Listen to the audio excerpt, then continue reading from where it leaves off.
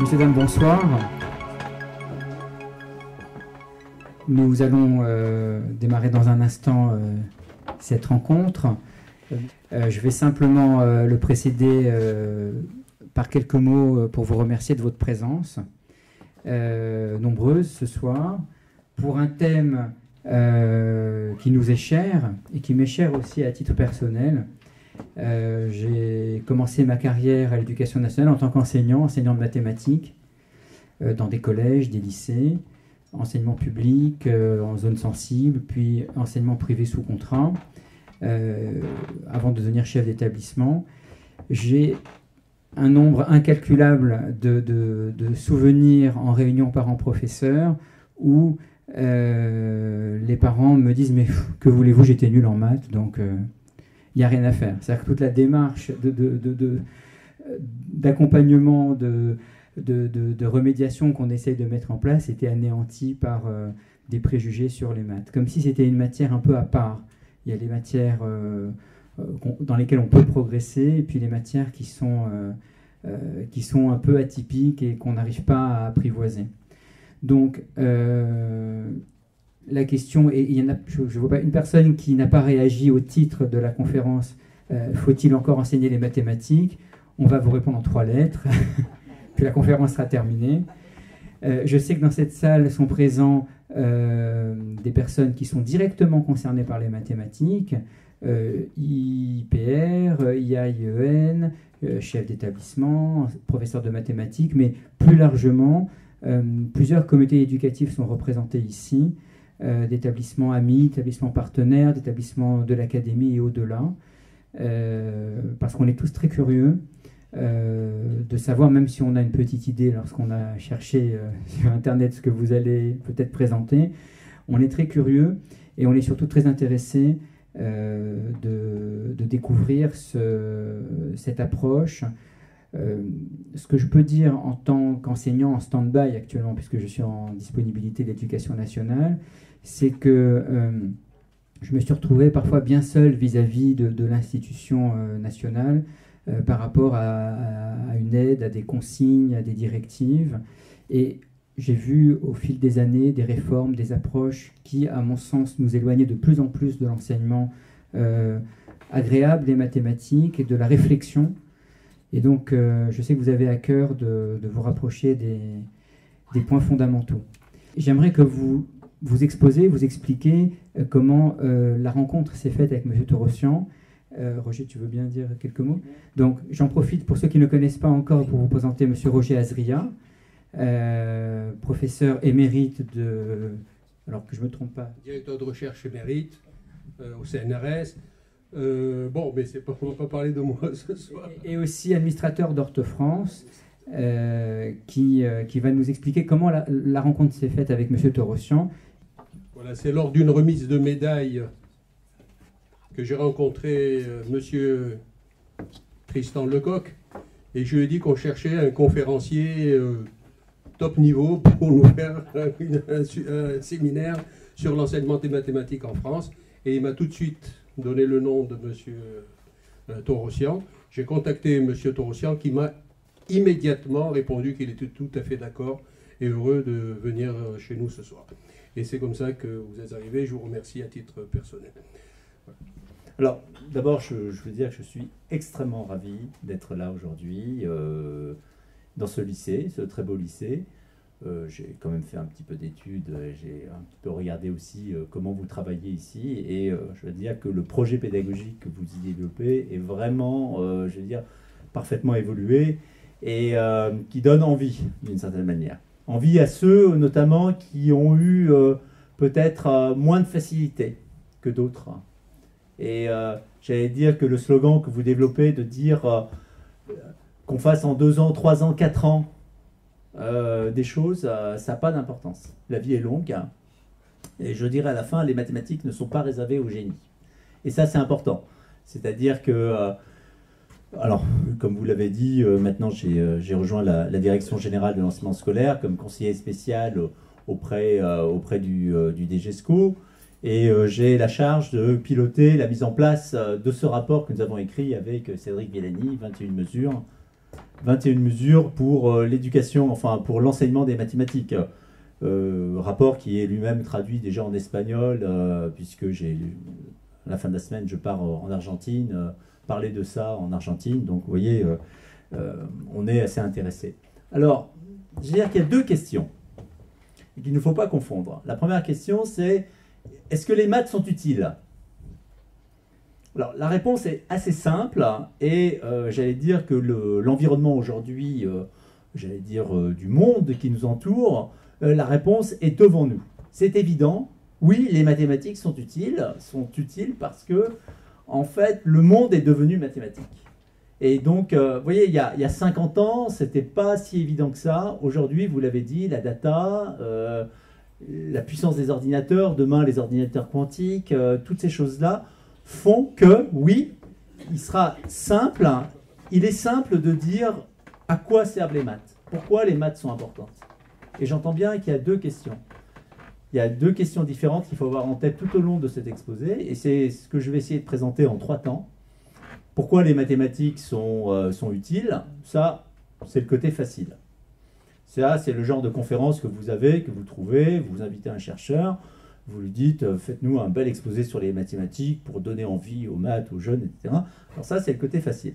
Il y a un deuxième côté qui est plus difficile, c'est de comprendre qu'aujourd'hui, la France et ce que vivent les professeurs au quotidien, c'est qu'il y a plein de personnes qui sont à l'aise avec les mathématiques, hein, qui comprennent bien.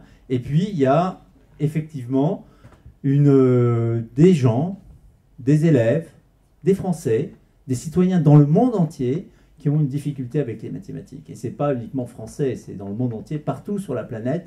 Les pourcentages, c'est difficile. Si vous allez aux États-Unis, en Amérique du Sud, les gens ne sont pas forcément très à l'aise avec les nombres, par exemple. Vous voyez, c'est-à-dire que d'un côté, vous avez Cédric Villani, le Big Data, etc. Et de l'autre côté, 50% des jeunes Français de 12 ans qui ne savent pas multiplier par 100 un nombre. Vous voyez, c'est ça la réalité. C'est-à-dire qu'il y a les deux choses en même temps.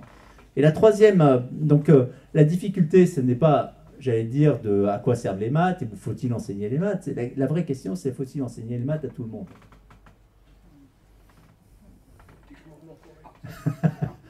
C'est-à-dire que si on me dit enseigner les maths à 5, 10, 20% de la population, ça, tout le monde sait faire.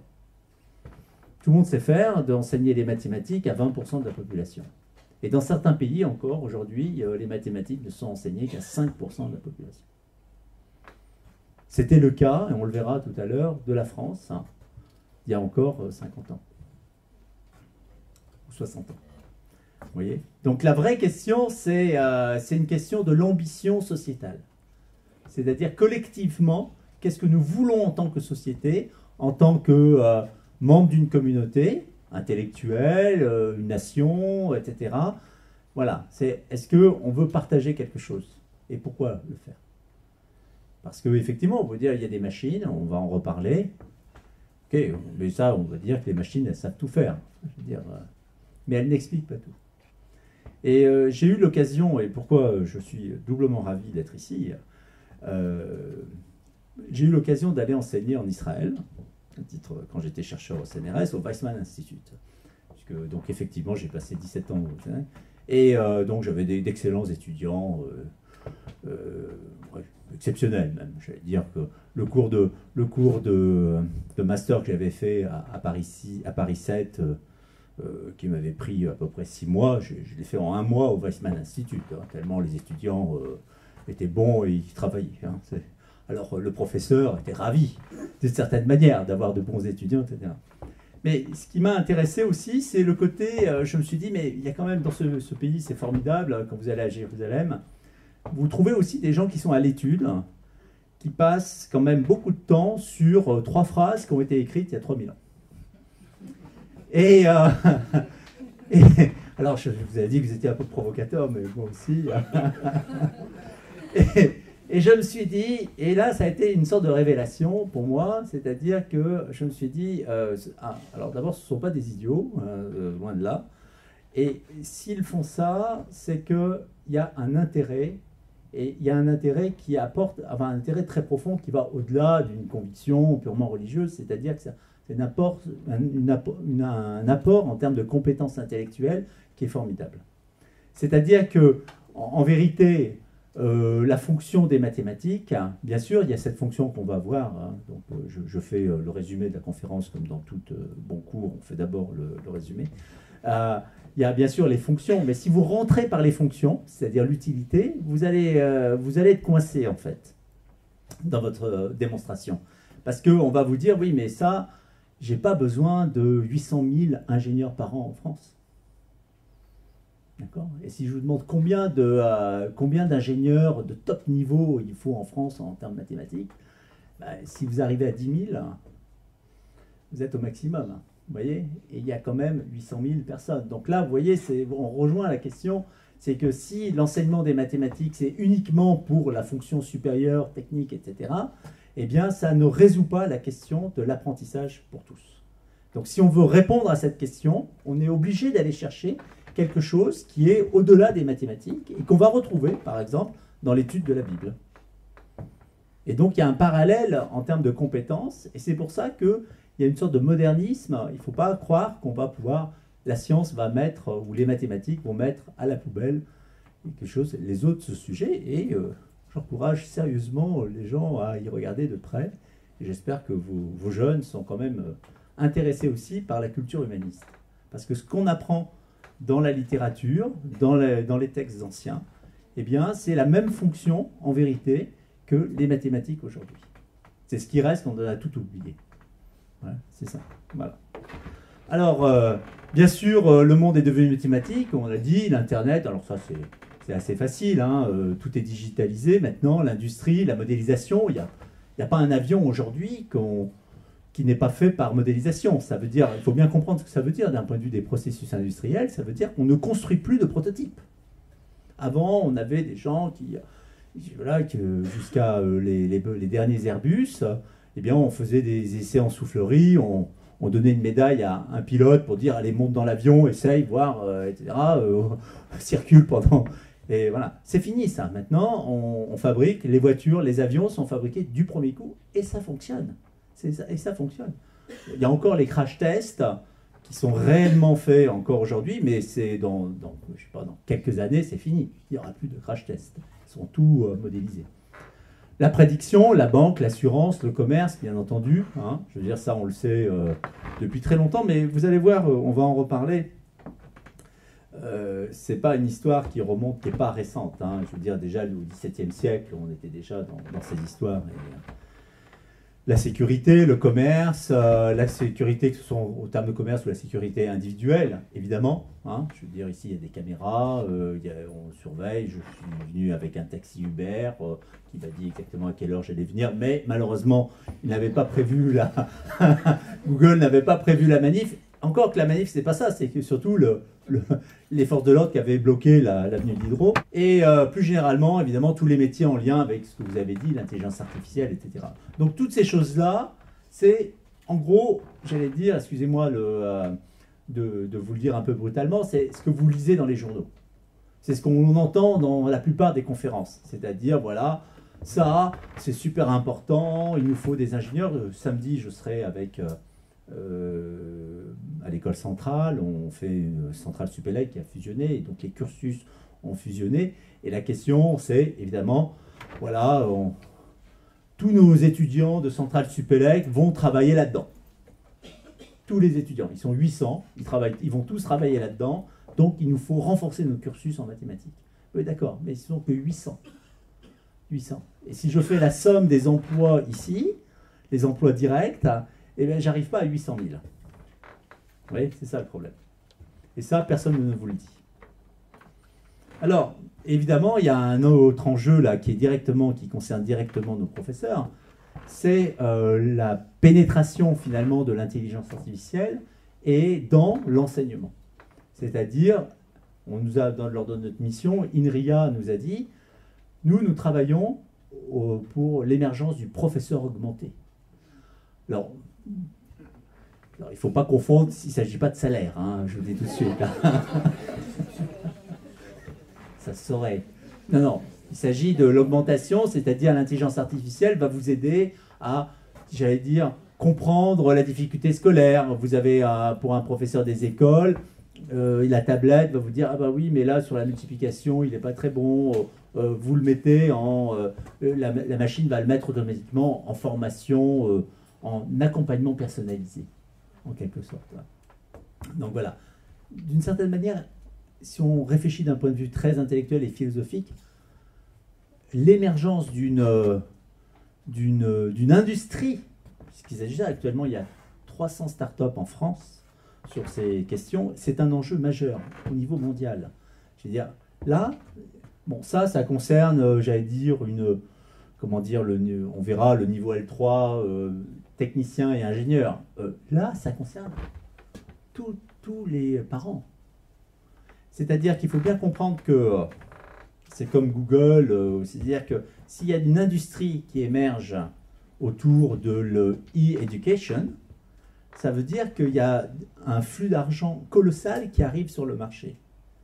C'est-à-dire qu'on est en train de monétiser la difficulté scolaire. Alors quand on y pense comme ça, vous voyez, ce que dit Cédric Villani sur l'éthique, ça a paru un petit peu secondaire, de tiens, c'est bizarre, etc. C'est central. C'est central. C'est-à-dire que l'émergence d'une difficulté, de la difficulté là, scolaire, enfin l'émergence d'une industrie autour de l'éducation, c'est en quelque sorte l'agglomération de deux choses. Une peur en tant que parent, j'imagine que dans cette salle il y a beaucoup de parents, moi-même je suis parent, c'est vrai qu'en tant que parent, on est responsable de nos enfants. Partout sur la planète, les parents sont stressés sur le devenir de leurs enfants. Auront-ils un emploi? Vous parlez de l'intelligence artificielle. La concurrence avec les robots. On stresse les populations en disant, écoutez, cher ami, si tu ne travailles pas bien à l'école, avant on disait, si tu ne travailles pas bien à l'école, tu iras à l'usine. Demain, on dira, tu vas être en concurrence avec le robot.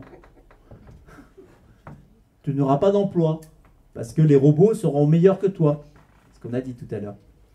Donc, ça stresse les parents. Les parents sont prêts à mettre des milliers et des milliers d'euros, ou de dollars, ou de yens, ou de RMB, pour que leurs enfants aient la meilleure éducation possible.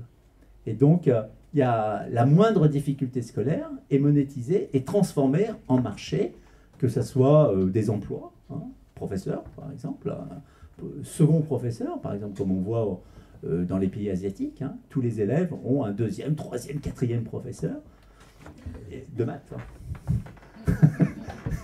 De maths. Et donc, en quelque sorte, s'il y a une industrie qui émerge, c'est très clairement, c'est qu'il y a un besoin. L'éducation, c'est devenu un marché planétaire. C'est un marché d'avenir. Et il n'y a pas de doute. Il y a des centaines d'étudiants du MIT, de Central Paris, de Polytechnique, qui sont dans ce business.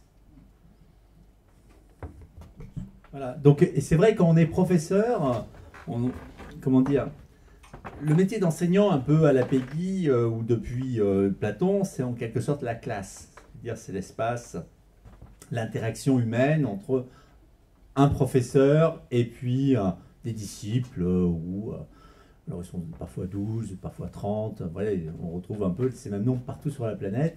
Alors il y a des variations, bien entendu. Vous allez en Chine, une classe en Chine, c'est un peu plus gros, vous voyez, mais on va dire que les Chinois sont un peu plus disciplinés aussi, donc c'est peu la question de la gestion de classe est quand même plus facile. Mais c'est un peu ça l'idée. Et donc ça veut dire qu'on n'est pas toujours conscient en tant que professeur et professeur de mathématiques de l'enjeu du tissu dans lequel s'inscrivent les mathématiques aujourd'hui. Et quand je dis c'est un marché, les gens disent oui, mais alors l'argent, tout ça, etc. C'est la réalité. Vous allez en Chine, je veux dire, les gens, on voit sur l'enseignement supérieur, les coûts de l'enseignement supérieur sont réels, aux États-Unis, etc. Et moi, je dis souvent, quand je vais dans les classes, je dis, mais il faut que les élèves sachent combien ça coûte. C'est-à-dire que 13 000 euros un lycéen en lycée professionnel, 13 000 euros pour un élève de classe préparatoire, 9 500 euros pour un étudiant, voilà, enfin, ça tourne autour de 10 000, vous voyez, un peu moins pour l'enseignement primaire, mais c'est pas gratuit. C'est pas gratuit. Et ça, ce sont des chiffres qu'il faut avoir en tête. Donc, alors, l'économie mondiale autour des maths, en passant rapidement, hein, c'est quelque chose dont on parle beaucoup dans les médias, dans la presse, effectivement. Alors, la question c'est, est-ce que notre pays aujourd'hui est bien placé pour les maths? Alors, j'allais dire que si on reprend il y a 30 ans, par exemple, très certainement, la France était number one en tant que, disons, flux significatif, parce que les journalistes vous parlent toujours des médailles Fields, mais les médailles Fields, si vous voulez, c'est même pas l'épaisseur du trait, c'est l'épaisseur même pas du cheveu, c'est le micron. Vous voyez, c'est des unités, on ne fait pas une nation avec des unités. D'accord? Donc les médailles Fields, laissez tomber. D'accord? Parlons disons, d'une épaisseur un peu plus épaisse, d'une certaine manière. Vous voyez, par exemple, les ingénieurs. Donc effectivement, est-ce que nos ingénieurs étaient bons en mathématiques il y a 30 ans? La réponse est oui. Est-ce que nos ingénieurs sont encore excellents en mathématiques aujourd'hui? La réponse est non. La preuve, le Central Supélec, etc. Enfin, il y a eu une sorte de glissement ces 30 dernières années qui fait qu'aujourd'hui, si vous interrogez un professeur d'université, vous prenez le recrutement à l'agrégation, le niveau Bac plus 5, les gens ne sont pas contents. Ils se disent, tiens, c'est bizarre, ils sentent qu'il y a eu quand même une dégradation. C'est-à-dire que la dégradation, elle n'est pas uniquement sur les résultats du primaire, elle est sur tous les segments, de tous les segments, y compris la Polytechnique. C'est-à-dire que le professeur, il y a 2 cours de mathématiques obligatoires à l'école Polytechnique en première année, on fait même de l'accompagnement personnalisé à l'école Polytechnique. Vous voyez, donc, si vous voulez, chacun a ses problèmes, mais à Centrale, par exemple, ils sont 800 maintenant sur le cursus Central Supélec, donc un petit peu significatif. Eh bien, ces questions-là sont cruciales. Et donc, ils ont dit, le niveau en maths n'est pas assez élevé par rapport à ce qu'il faudrait qu'il soit, donc on va remonter sérieusement le niveau en mathématiques. Et moi, ça me satisfait. C'est-à-dire que l'analyse qu'on a faite dans notre rapport, c'est qu'il y a un problème généralisé. Et généralisé, c'est de la maternelle jusqu'au Bac plus 5. Donc, vous voyez, par exemple, si on prend les traders, tout ce qui a été l'explosion des mathématiques financières, 50% des emplois de très haute qualification en lien avec les mathématiques étaient occupés par des Français. Si vous voulez, le nombre de Français à Londres, etc., c'était que des Français. Dans toute la finance, 50%, ce qu'on appelle les quants, par exemple, dans le langage courant, 50%, ce sont des Français. À Hong Kong, à Shanghai, etc. Eh bien ça, je peux vous dire, il n'y aura pas 50% des gens en lien avec, des emplois en lien avec l'intelligence artificielle qui seront occupés par des Français. Ça, c'est sûr. C'est-à-dire qu'on ne va pas rééditer aujourd'hui l'exploit qui a été réalisé il y a 30 ans. Et ça, si vous voulez, ça veut dire quelque chose sur la dégradation un petit peu du système éducatif. Donc je dirais que la France est assez mal placée sur la course à l'IA. Malheureusement. Donc, malgré un système éducatif qui dépense beaucoup. Donc, on a perdu. C'est pas une question d'argent. C'est plus une question d'argent. C'est une question d'efficacité. C'est-à-dire que là, on dépense 50 milliards par an. On est absolument dans la moyenne des pays de l'OCDE et des pays développés. Donc, c'est pas une question d'argent. C'est une question d'efficacité. Donc, il va falloir comprendre pourquoi on est devenu inefficace. Et c'est pas qu'en français. Hein. Donc, les compétences les compétences en mathématiques ont beaucoup baissé. Et voilà. Et les questions sur la mondialisation, passons. Alors, donc j'allais dire, sur les emplois, c'est ce que vous disiez, il faut bien avoir en tête aujourd'hui une chose, c'est que les emplois, ce n'est pas que des emplois de niveau Bac plus 5 ou chercheurs, etc. Ce n'est pas que ça. Et ça a été une erreur stratégique de la France il y a une trentaine d'années, d'avoir tout misé sur le niveau ingénieur, notamment en disant, alors qu'on avait énormément besoin d'emplois, et encore aujourd'hui, niveau technicien supérieur, c'est-à-dire au niveau Bac plus 3. Et ça, c'est un discours qui a été mal compris par on sait bien d'où ça vient. C'est en gros une erreur faite par les gouvernements autour du moment quand Chevènement était à l'éducation.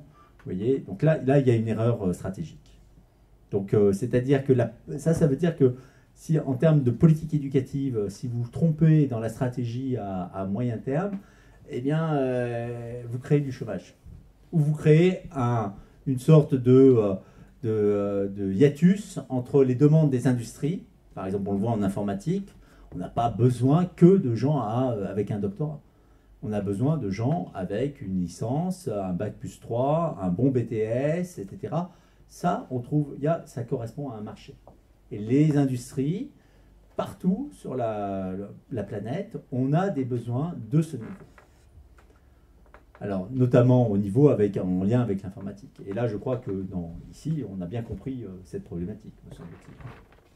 Voilà. Donc, bien sûr, au niveau master, avec peut-être des connexions beaucoup plus fines avec l'abstraction, et au niveau recherche, on a besoin, j'allais dire aujourd'hui, un lien plus ténu entre les laboratoires de recherche privés ou publics et puis le monde éducatif, les mondes de la formation, et puis des liens systémiques, j'allais dire, entre l'industrie et le laboratoire, et puis enseignement-recherche. Vous voyez, donc c'est une sorte de planning à 3 niveaux, et c'est un peu ça qui manque en France.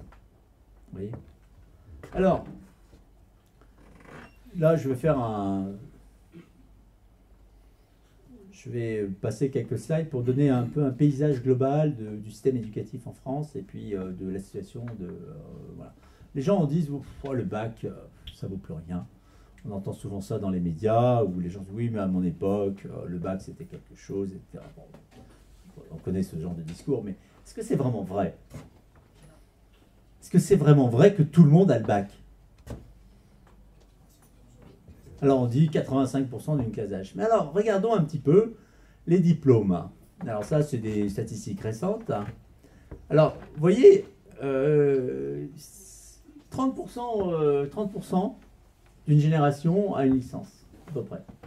Licence et plus. 30%, 15% sur le BTS, baccalauréat 30%. Donc si vous voyez, vous faites la somme des deux, là on est à 45. 45 à bac plus 2. Vous voyez ?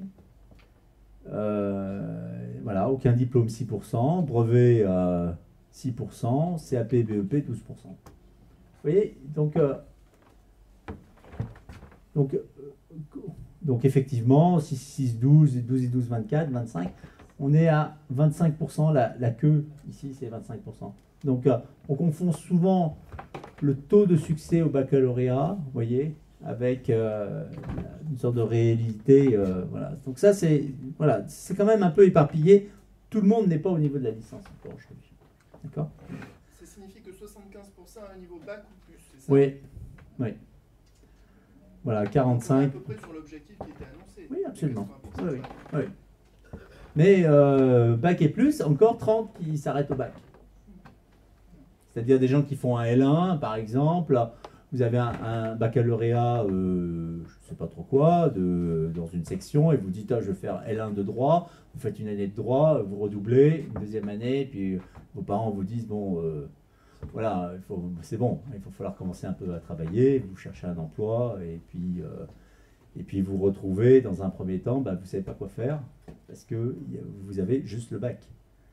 Donc on commence effectivement par un emploi de service, de base. Mais si vous êtes un petit peu, un peu agile et que vous avez un peu de courage aussi, ça ne veut pas dire que vous allez rester tout le temps à ce niveau. Dans la société, vous pouvez ensuite créer avoir un magasin, développer une industrie, voilà, je veux dire faire de l'export, voilà, il y a toutes sortes de choses à faire.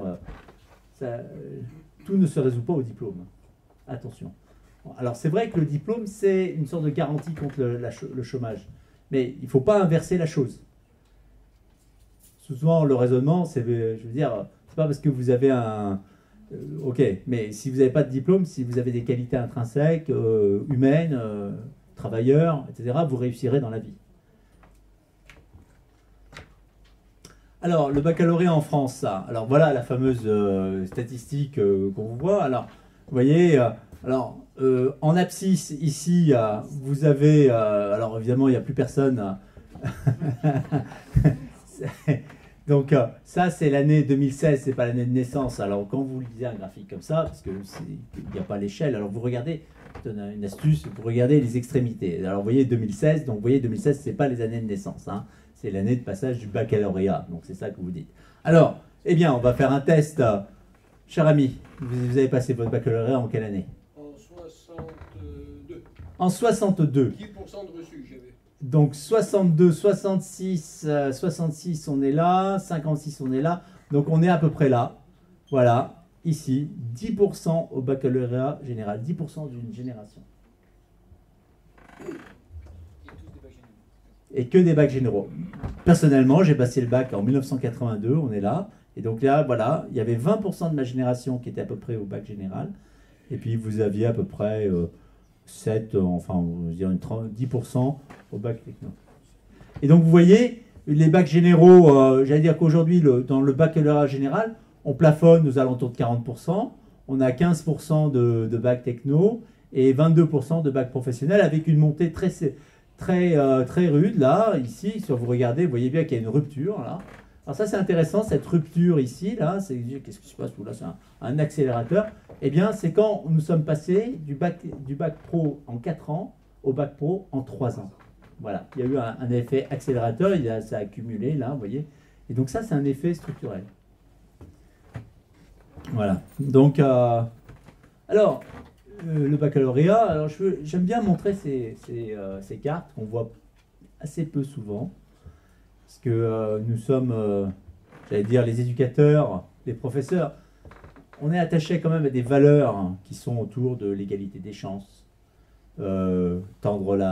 s'occuper de ceux qui auront le plus besoin, faire en sorte que quand on est né, quand on est à un endroit, que nos familles viennent de tel pays, que les parents parlent plus ou moins le français, que malgré tout, le système fasse en sorte que eh bien, chacun ait sa chance. Et je dis souvent, il y a beaucoup d'intelligence, ça serait dommage de s'en priver. Hein. Donc faisons en sorte que collectivement, voilà, c'est un petit message au passage.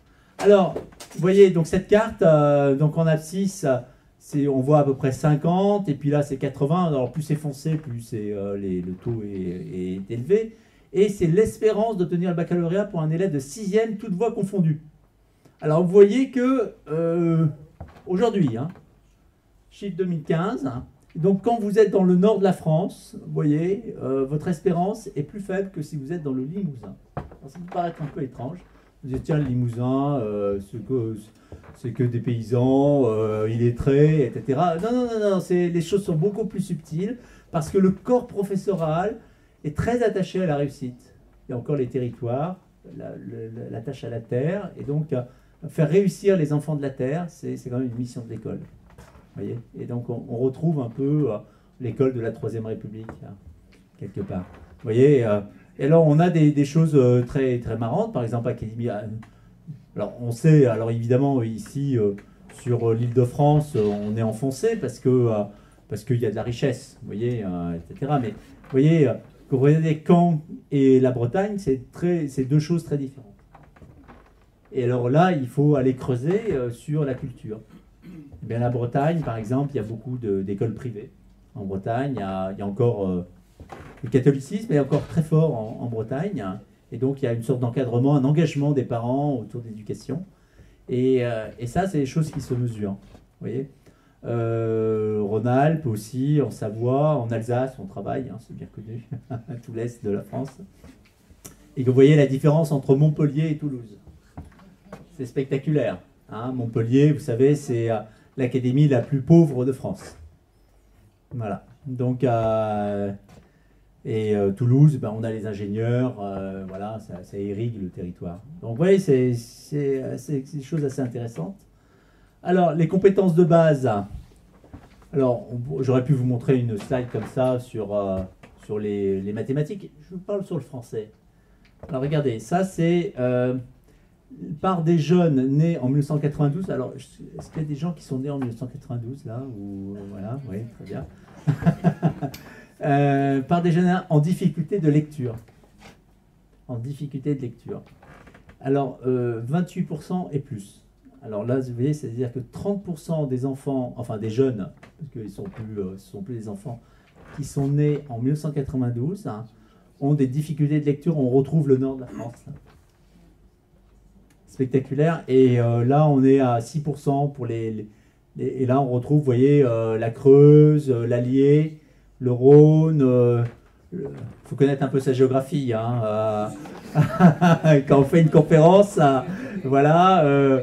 Le Rhône, ici, vous avez l'Isère, la Savoie, Haute-Savoie. Bon, là, ça bosse, là. Hein, et puis, on retrouve tout l'ouest de la France. Hein, vous voyez. Ici, vous voyez, regardez ce département-là. Ici, ça, c'est le département de Toulouse. Hein, d'accord, vous reconnaissez. Le centre spatial, il est sur le point rouge. Et puis là, vous avez le département le plus pauvre de France. Hein. Donc, vous avez deux départements qui ne sont pas dans la même académie. Et là, ça se retrouve ici sur les chiffres. L'un, c'est 30% et l'autre, 6%.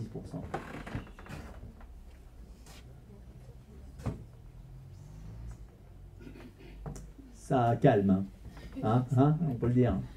Et c'est là où on voit que, si vous voulez, si on voit que l'impact de la famille, l'engagement, la culture, etc., voilà, ça a un impact sur l'éducation. Hein, mais ça, je crois que vous le savez.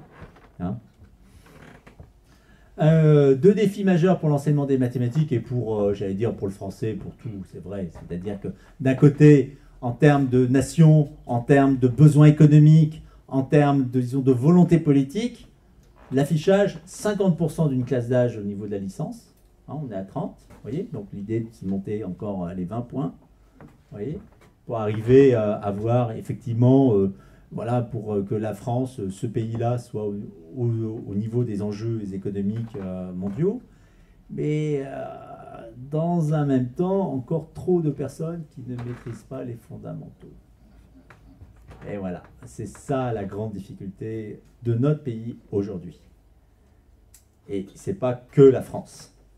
Hein, je veux dire, la Chine, c'est pareil. Là, j'étais en Colombie il y a un mois.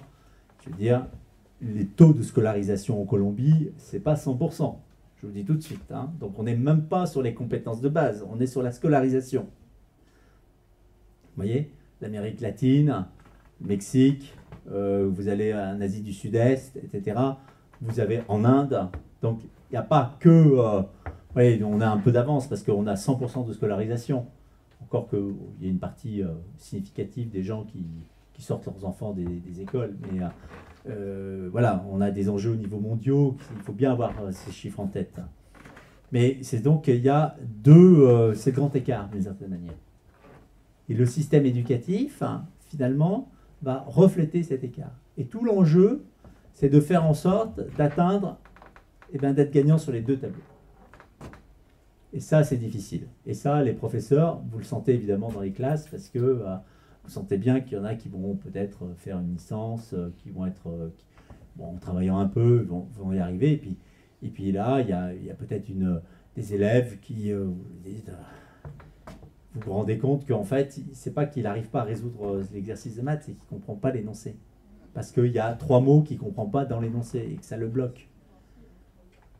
Que quand je dis quel est le quart ou quel est le quart de cette pizza, le 2, l'élève n'a pas compris que le 2, ça voulait dire multiplier. En fait, quand je transforme en formule mathématique.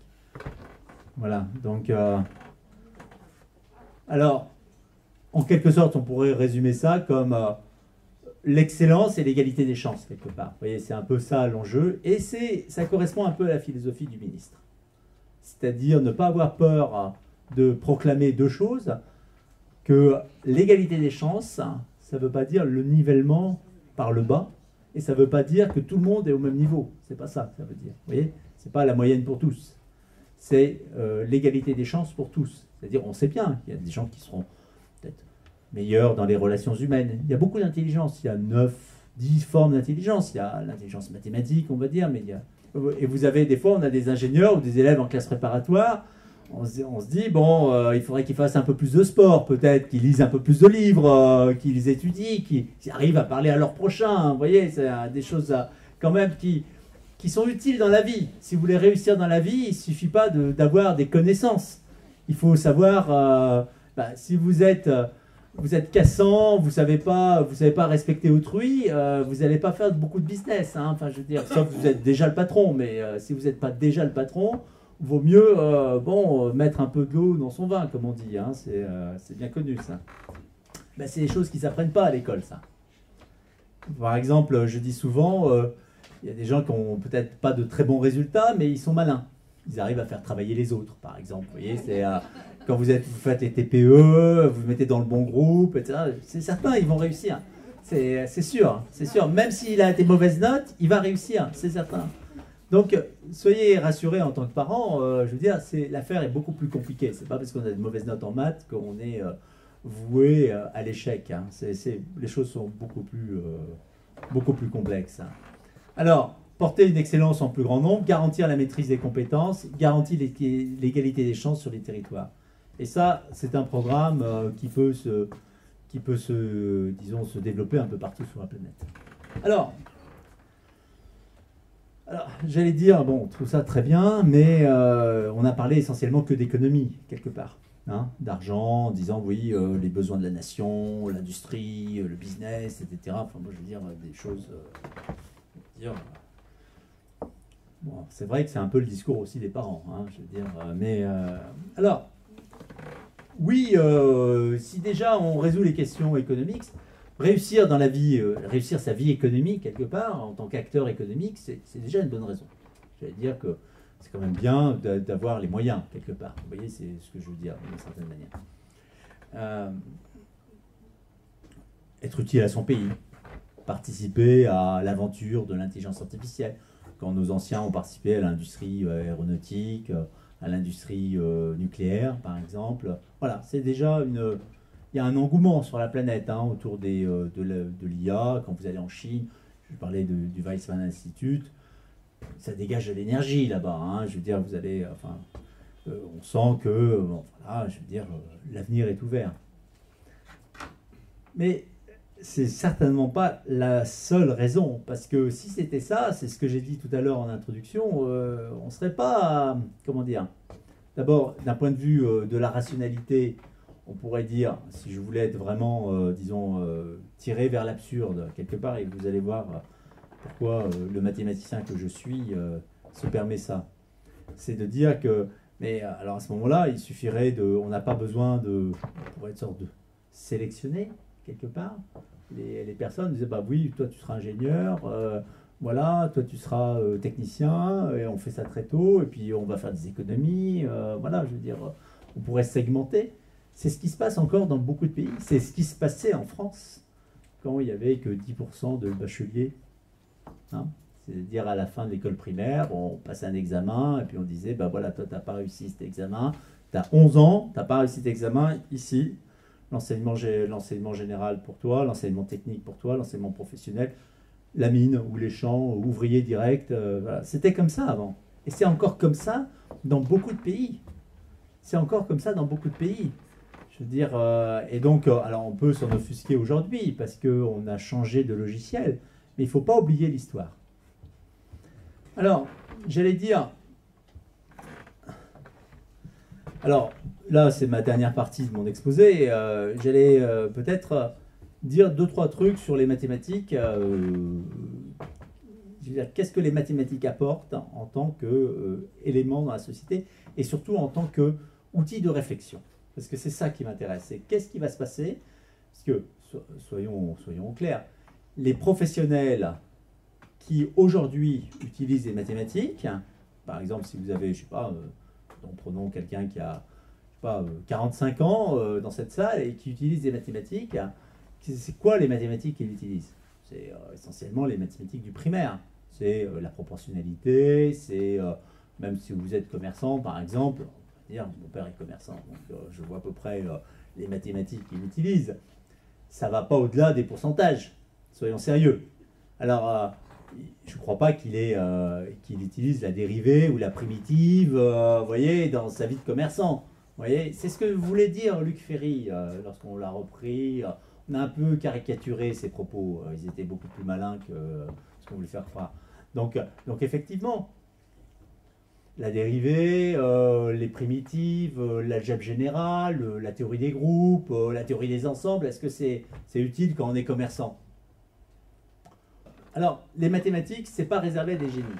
Ça, c'est important parce que, j'allais dire, on dit souvent, et dans l'histoire, l'histoire retient en vérité l'histoire des génies. On dit, oui, il avait 13 ans, c'était un génie, il a découvert je ne sais pas trop quoi, etc. Ok, moi, ce que je veux dire aujourd'hui, c'est que vous prenez tous les génies de l'histoire, eh bien, tous les génies de l'histoire, ça ne vaut pas aujourd'hui l'organisation qu'on a là, dans cette salle, c'est-à-dire la capacité de notre société et de nos entreprises à mettre des intelligences individuelles peut-être un petit peu plus faibles que ces grands génies, mais collectivement, ils surpassent tous ces génies. Vous voyez, c'est ça, c'est-à-dire que, j'allais dire, ensemble, on est plus intelligent que tous les génies que vous allez avoir dans l'histoire des mathématiques ou des sciences. En vérité, pour fabriquer une voiture, pour fabriquer une centrale nucléaire, pour fabriquer une fusée, Ariane ou aujourd'hui les intelligences artificielles, eh bien c'est une collection de capacités qui fait que collectivement, on dépasse tout ce qu'on a pu faire avant. Donc rassurons-nous, on n'est peut-être individuellement pas au niveau d'un Gauss ou d'un von Neumann, par exemple, certes, mais j'allais dire qu'on a notre utilité sociale parce que nous sommes organisés comme ça, à condition de pouvoir travailler ensemble dans la confiance. Parce que si vous voulez revenir à des individualités, vous allez revenir à votre état. Et désolé, l'état de nature des humains est assez faible. Voilà, hein, je veux dire que d'une certaine manière, si vous voulez faire des grandes choses dans votre vie, j'allais dire, pensez collectif, hein, d'une certaine manière. Alors ça, c'est la première idée. La deuxième idée, et c'est pour rassurer, c'est-à-dire rassurer les jeunes, les étudiants. Voilà, même si vous n'êtes pas très très bon en maths, c'est pas très grave. Voilà, c'est ça. Alors, la deuxième idée, c'est que les mathématiques, une fois qu'on a tout oublié de ces cours, la régression linéaire, la dérivée, le calcul différentiel et tout ça, parce que dans 5 ans, vous aurez tout oublié, hein, c'est sûr. Qu'est-ce qui va rester? C'est ça qu'il faut se poser comme question. Si on veut être un bon enseignant, si on veut être un bon éducateur, on sait bien que, j'allais dire, on a une spécialisation, on devient expert dans un domaine, on oublie. Personnellement, j'étais très fluent en allemand, par exemple, quand j'étais au baccalauréat, et maintenant, je ne sais plus parler allemand. Enfin, je veux dire, il y a des choses que j'ai oubliées. Mais je pourrais les réapprendre. La première chose, c'est que je peux réapprendre. Et que quand je réapprends, je vais plus vite que la première fois.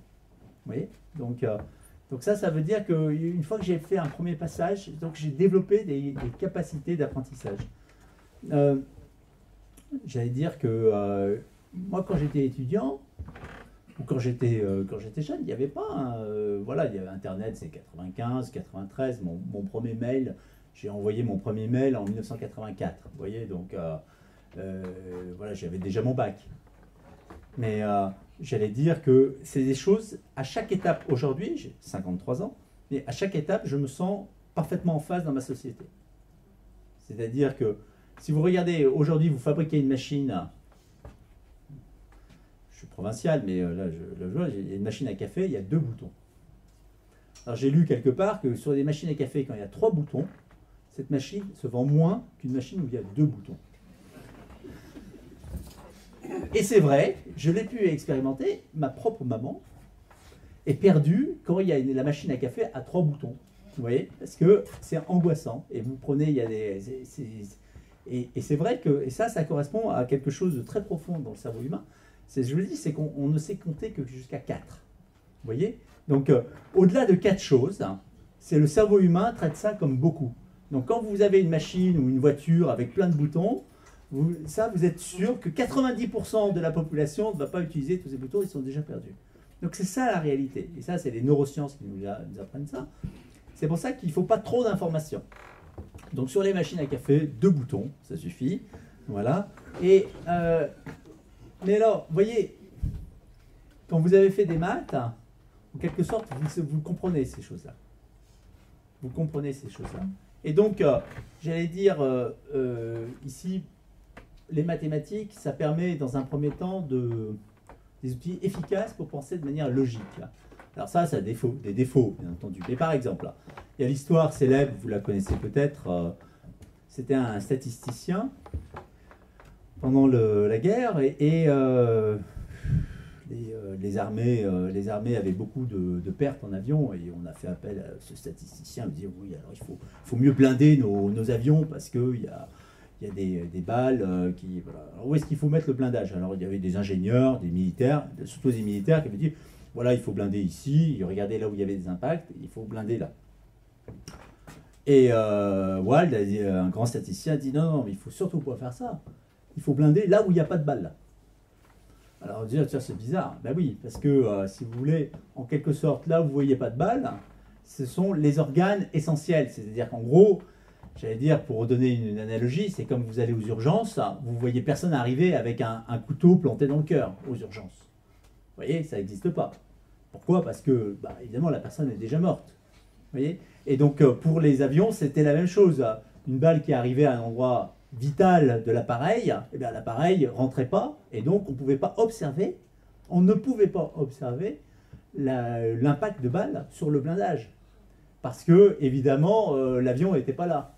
Vous voyez? Donc, il ne faut pas s'arrêter aux évidences. Et ça, ce sont les mathématiques qui vous apprennent ça. C'est-à-dire qu'il y a des choses qui... Voilà. Alors, rationnel et logique, par exemple, ne pas confondre causalité et corrélation. Alors ça, c'est un truc très classique, bien entendu. Si je vous dis, beaucoup de Français, personnes âgées, meurent devant leur télé. Alors oui, si vous regardez, vous êtes âgé, vous êtes dans votre lit, vous regardez la télé, et vous avez une crise cardiaque, ou la vieillesse vous emporte quelque part. Est-ce que vous allez, donc si vous regardez le nombre de personnes, vous allez trouver une corrélation positive. Est-ce que vous allez en déduire qu'il y a une causalité? Peut-être. Voilà. Et d'autres sujets, par exemple, vous pouvez avoir une variable corrélée, donc une chose est corrélée à une autre, une deuxième corrélée à une troisième, mais la première n'est pas corrélée à la troisième. Et donc comme ça, vous pouvez truander dans vos langages. Vous voyez, quand vous apportez des arguments, comme je suis en train de le faire, vous donnez une première corrélation, une deuxième corrélation, et subrepticement, vous dites donc 1 est corrélé à 3. Et donc là, vous avez menti. Vous voyez? Mais ça, c'est que si vous regardez un petit peu dans les débats télévisuels, l'argumentaire d'hommes politiques, ou de femmes politiques, ou des journalistes, eh bien, vous allez repérer ces choses-là. Et c'est très efficace, j'allais dire, en termes de discours politique, et c'est spectaculaire. Alors l'éducation aux sciences, l'éducation à la logique, ça permet de contrer ce genre d'attaque. Par exemple, si je vous dis, prenez des phrases logiques, par exemple, alors j'ai pris ça dans un livre, hein, donc c'est pas une invention.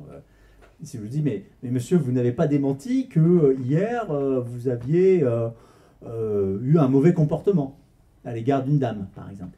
Vous n'avez pas démenti. Donc ma phrase que je viens de dire là, aujourd'hui, tout de suite, est une phrase purement vraie et purement logique. Mais elle utilise en fait quelque chose qui est très difficile à comprendre, qui est qu'une assertion fausse peut impliquer une vérité. Enfin, voilà. Donc, vous voyez, c'est un truc qui dépasse l'entendement, c'est dans la logique. On sait que, voilà, quand vous dites vrai, quand vous démarrez du vrai, vous aboutissez au vrai. Et quand vous démarrez du faux, vous pouvez aboutir à n'importe quoi. Et ça, c'est les maths qui vous apprennent ça. Et ça, c'est pas quelque chose qui est, disons, dans le cœur culturel de la société. Si je vous dis aujourd'hui, par exemple, quand on est bien éduqué, il pleuvait tout à l'heure, mais quand on est bien éduqué, eh bien, lorsqu'il pleut, je sors avec mon parapluie. Et moi, j'ai testé, vous prenez quelqu'un dans la rue, vous dites, vous voyez quelqu'un dans la rue avec un parapluie, qu'est-ce que vous pouvez conclure? Alors, évidemment, tout le monde va dire, il pleut. S'il y a quelqu'un avec un parapluie, c'est qu'il pleut. La logique mathématique, c'est que vous ne pouvez rien conclure. C'est que peut-être qu'il pleut, peut-être qu'il ne pleut pas, peut-être qu'il a pris un parapluie parce que ça lui plaisait. Et donc voilà, donc vous n'avez pas contredit la règle. Vous voyez? Et ça, c'est quelque chose qu'il faut travailler en mathématiques. Mais on voit bien qu'il y a une différence entre ce que pense la culture sociétale, comment pensent les gens. Les gens ne pensent pas mathématiques. Parce qu'avec l'histoire du parapluie, tout le monde... J'ai testé avec ma propre fille qui a 13 ans. Et je lui ai demandé, alors, si tu vois quelqu'un avec un parapluie, il me dit, c'est qu'il pleut. Alors j'ai essayé de lui expliquer, elle me dit, elle ne voulait pas me croire que la logique mathématique permettait de ne pas conclure quelque part. Elle me dit, mais il est bête ou quoi? Pourquoi il est sorti avec son parapluie? Donc effectivement, vous voyez, donc, en quelque sorte, si vous raisonnez trop mathématique, eh bien vous n'êtes plus intégré dans la société. C'est-à-dire qu'il faut accepter que la société, collectivement, on n'est pas... Vous voyez, il y a un film là, j'adore Star Trek, le monde vulcain, vous voyez, c'est des personnages qui ont des grandes oreilles et qui raisonnent de manière logique. Eh bien, chez les vulcains, on peut parler logique maths. Eh bien, c'est ça qui est intéressant, c'est que les humains, malheureusement, ne sont pas mathématiciens, pas logiques, ce ne sont pas des êtres logiques. Ce sont des êtres de passion, bien entendu. Alors,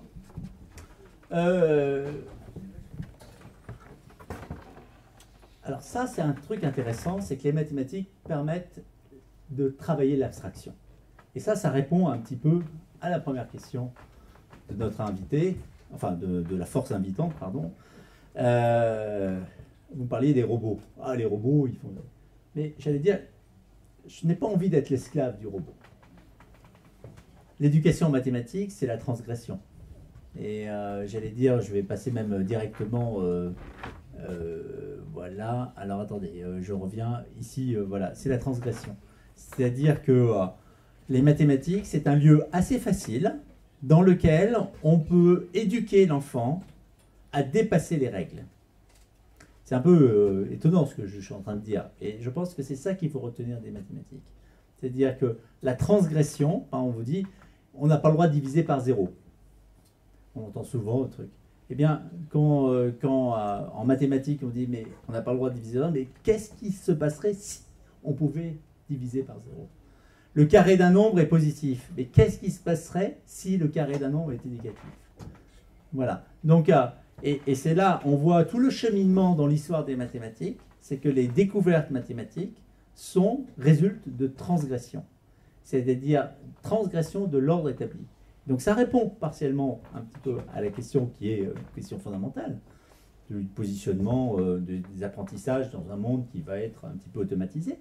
Et effectivement, ça veut dire quoi? Ça veut dire qu'à l'école, quand on est tout petit déjà, à l'école primaire, quand vous avez un professeur de mathématiques qui vous dit « Ah non, mais ça, tu n'as pas le droit de le faire », vous voyez, quelque part, il est contre-productif. Parce que justement, c'est intéressant de dire « Mais j'ai pas le droit, mais si j'ai envie de le faire, qu'est-ce qui fait que j'ai pas le droit? Est-ce que mon erreur, ou est-ce que je suis transgressif ou pas là?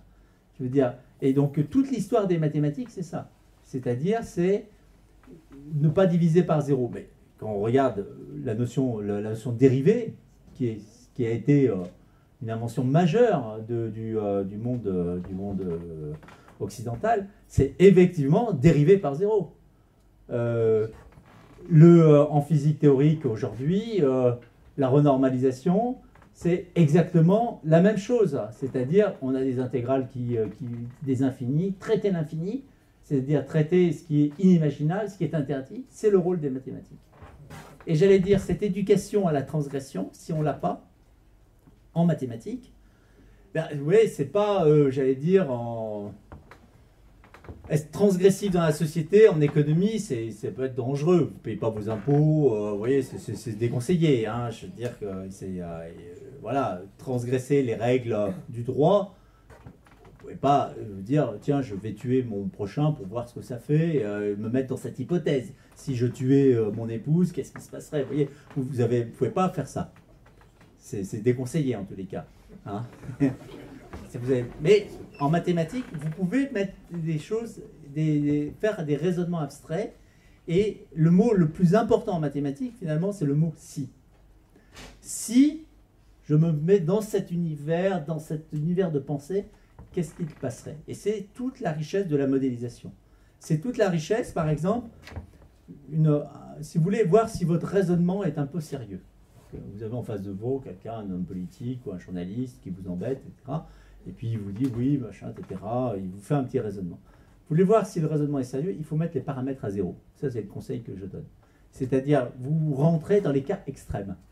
Dans les cas extrêmes. C'est-à-dire, par exemple, vous voulez développer une politique, et puis, par exemple, vous voulez mettre en place dans ce beau lycée une option. Et puis le bon raisonnement mathématique, c'est de dire, mais si tout le monde prenait l'option, qu'est-ce qui se passerait? Est-ce que je pourrais répondre? Ou si personne prend cette option, qu'est-ce qui se passerait? Vous voyez? Donc, vous voulez mettre de la flexibilité dans votre organisation en permettant aux élèves de choisir leur cours. Eh bien, par exemple, eh bien, il faut penser mathématiques. C'est pas de penser en moyenne, c'est de penser en variance quelque part. C'est-à-dire de dire, mais je me place dans les situations extrêmes pour voir si mon organisation va être solide. Eh bien, c'est exactement ce qui s'est passé, par exemple, quand vous devez traiter les situations critiques dans l'industrie, par exemple. Et si vous n'avez pas été éduqué aux mathématiques, vous n'arrivez pas à vous projeter dans un univers impossible. Ça, c'est vraiment les maths. Il y a des gens qui sont très terriens, ils vous disent mais non, mais c'est impossible, c'est pas possible. Mais c'est pas que ce soit pas possible. Ce qui m'intéresse, c'est de me placer dans une hypothèse absurde et de voir qu'est-ce que je peux en tirer et jusqu'où je peux arriver. Donc par exemple, quand vous prenez le Paris-Rio qui s'est écrasé, qui a disparu là comme ça dans l'océan Atlantique, j'allais dire que les pilotes n'étaient pas assez éduqués aux mathématiques. Vous allez me dire, mais quand même, ils avaient des diplômes, etc., ils ont fait des maths. Ils n'ont pas fait les bonnes mathématiques. Parce qu'ils auraient dû se faire ce raisonnement de dire, la machine vous dit, c'est exactement ça, la machine vous dit qu'il fait tant de degrés, etc., etc. Et donc la machine vous dit qu'il faut faire ça. Et donc ils ont fait ce que la machine disait. Il fallait que ces pilotes se mettent dans l'hypothèse absurde de contredire la machine. Mettre des paramètres à zéro et conditionner le si, c'est quelque chose qui est vraiment à l'éducation des mathématiques. Alors,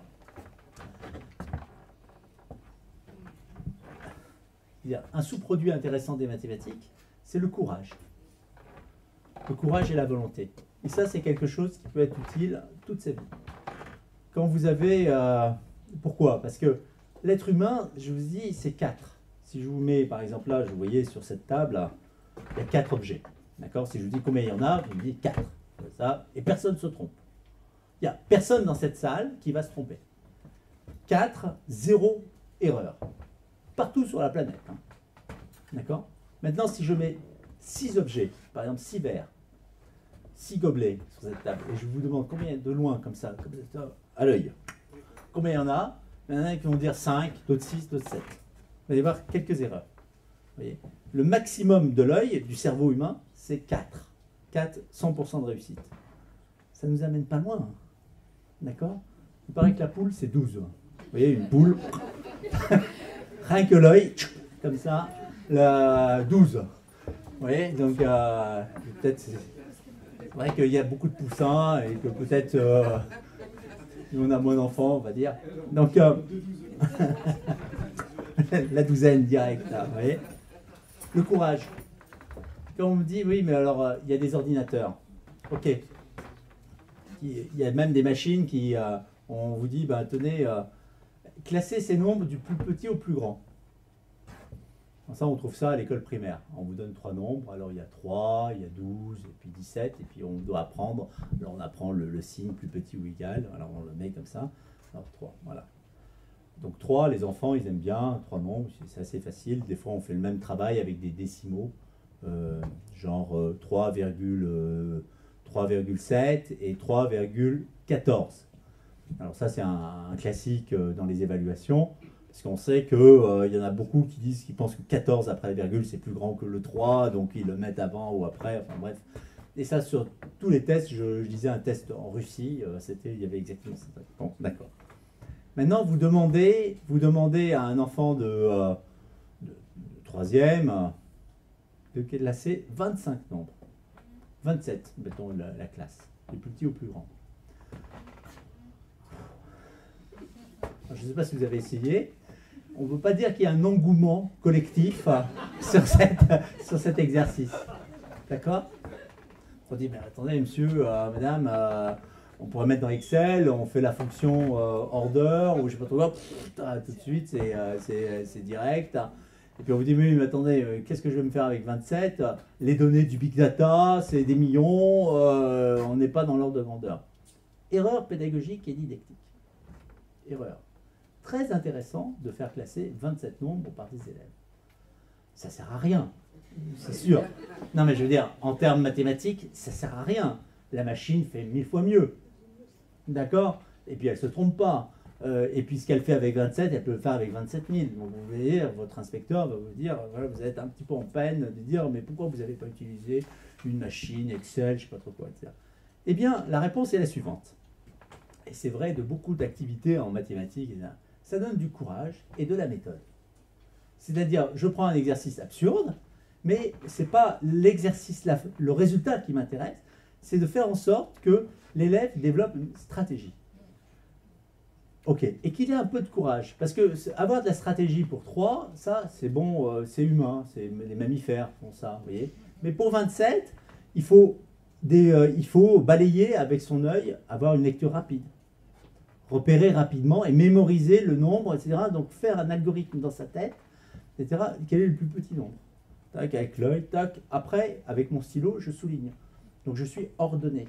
Donc je rentre dans un processus mental qui fait que je deviens efficace.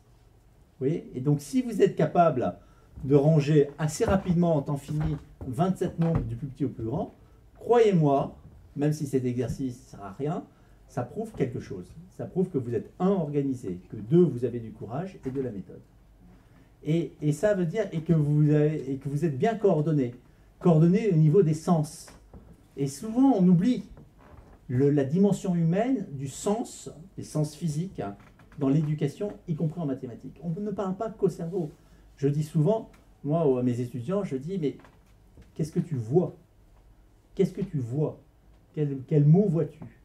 Est-ce que tu as vu tous les mots? Quels sont les signes? Donc, regardez, observez la qualité de l'observation. Dire ensuite ce qu'on a dit, ce qu'on a vu, pour ensuite que ça monte au cerveau. Ce sont les 3 temps, finalement, de la méthode de Singapour qu'on a mise dans notre rapport. Donc, vous voyez que sur cet exercice absurde, en vérité, je développe les 3 outils fondamentaux de la méthode de Singapour, à savoir l'observation, la manipulation, l'expérimentation, dire, voir, comprendre et ensuite abstraire, c'est-à-dire avoir la méthode. Et ça, des exercices, vous en avez plein des comme ça. Donc, vous voyez, je vais pouvoir oublier après mon exercice. Mais j'aurai développé chez l'enfant du courage, de la méthode, et puis j'espère qu'il va pouvoir ranger sa chambre après, utilement, quand on lui dira « range ta chambre », voilà, ou ranger ses livres. Parce que ça peut être utile pour retrouver son devoir de maths qu'on a oublié de faire, par exemple. Surtout s'il veut un quart de sa pizza. Surtout s'il veut un quart de sa pizza. Eh bien, j'allais dire que... Alors, ça c'est ce que j'ai dit tout à l'heure, les mathématiques ne sont pas la seule source de logique, bien sûr. Je sais que dans la philosophie stoïcienne ou la philosophie qui anime aussi ce mouvement, héritier des Lumières, c'est-à-dire la logique, la logique intellectuelle, les valeurs. Donc, il n'y a pas que les maths. D'accord? Et la logique des mathématiques n'est pas orthogonale à d'autres logiques, hein, de logique, disons, de la vie, d'une certaine manière, mais elle est complémentaire.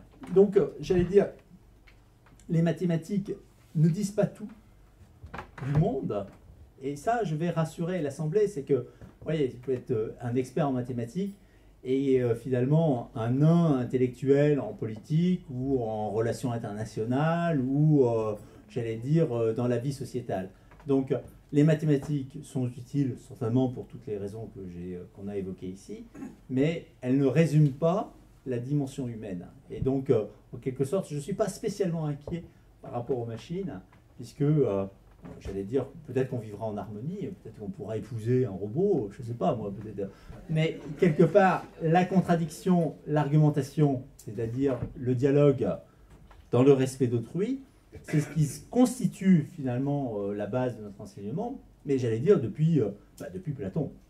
Et donc en vérité, on ne fait que redécouvrir ce que nos anciens nous ont appris de l'éducation.